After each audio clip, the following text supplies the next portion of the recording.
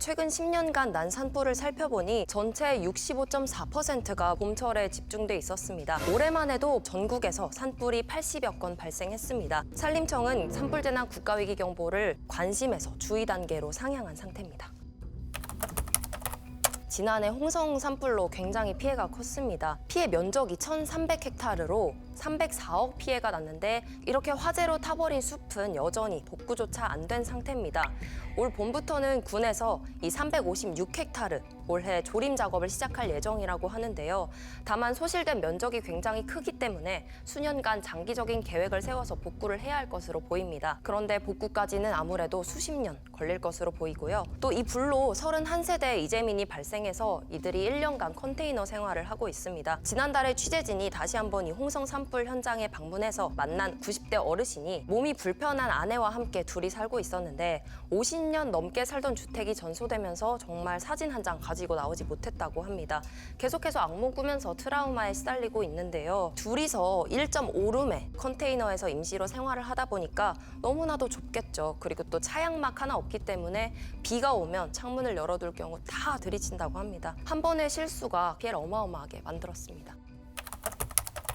먼저 기후변화를 들 수 있을 것 같습니다. 특히 고온 현상이랑 낮은 강수량 때문에 건조한 날이 계속해서 증가하고 있는데요. 그런 만큼 대형 산불이 날 가능성이 계속 높아지고 있습니다. 또 토양이나 식물의 수분이 줄게 되면서 산불이 좀 더 쉽고 그리고 크게 날 수 있는 환경이 마련된 겁니다. 역대 최고 기온을 기록했던 지난 2023년에는 국내 산불이 596건 발생했습니다. 이는 최근 10년 평균보다 무려 5%가 증가한 건데요. 지난해 홍성이랑 금산 산불이 굉장히 컸지 않습니까? 그러면서 이제 충남 지역의 산불 피해 면적이 전국에서 1위를 차지했습니다. 전국의 피해 면적이 약 5,000헥타르 정도인데 충남이 2,500헥타르 정도로 절반가량을 차지했습니다. 최근 10년간 산불 발생 원인을 분석해봤는데 33%가 입산자 실수로 불을 낸 것이었고요. 25%, 즉 4건 중 1건은 영농 부산물이나 불법 쓰레기를 소각하다가 불이 난 겁니다.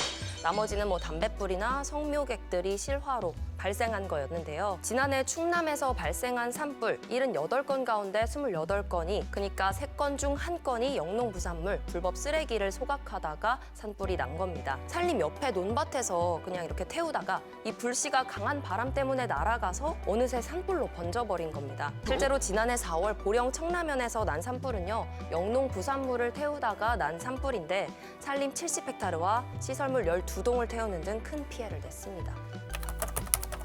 수확을 마치고 난 들깨떼나 고추떼 그리고 서리태, 줄기 같은 게 농작물 부피가 굉장히 큽니다.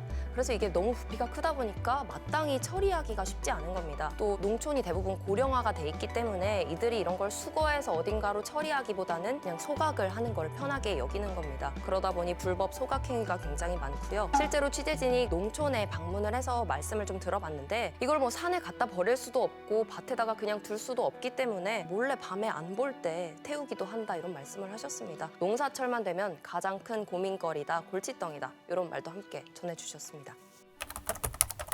2022년 11월에 산림보호법 시행령이 개정되면서 산림 100m 이내 지역에서 소각행위가 전면 금지됐습니다. 그래서 여기 안에서 불을 피우거나 또 화기를 가지고 산에 들어가다 적발될 경우에는 최고 50만 원의 과태료가 부과되게 되는데요.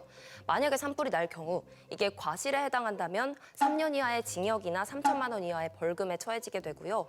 고의성으로 방화를 저지른 경우는 최고 15년 이하의 징역에 처해지게 됩니다.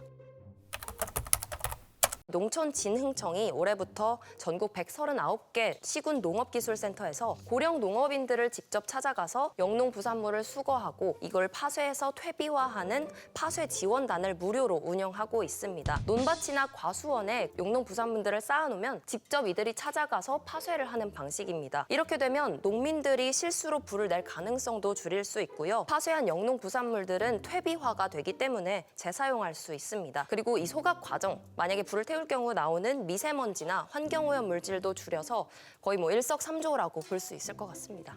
이 파쇄 지원 서비스 신청 방법은 지역마다 다르기는 한데요. 관내 농업기술센터나 동주민센터, 읍면사무소에서 신청하실 수 있습니다. 이거는 특히 영농부산물이 많이 발생하는 2월에서 4월 또는 5월이나 하반기에는 11월부터 2달간 진행이 됩니다. 제가 예산에 이 현장에 가보니까 벌써 서비스가 진행이 되고 있었지만 여전히 주변에서는 이 서비스를 어떻게 이용하는지 존재조차 모르는 경우가 굉장히 많았습니다.